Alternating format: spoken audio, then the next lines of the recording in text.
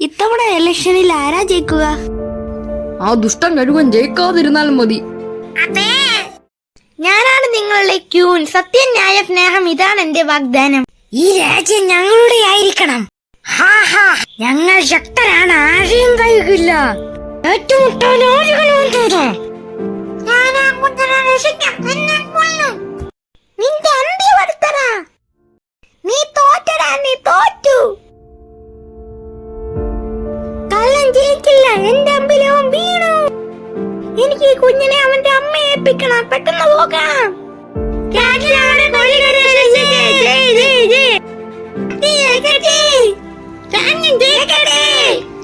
എന്റെ കുഞ്ഞ് രാത്രി ഞങ്ങളുടെ ദൈവമാണ്.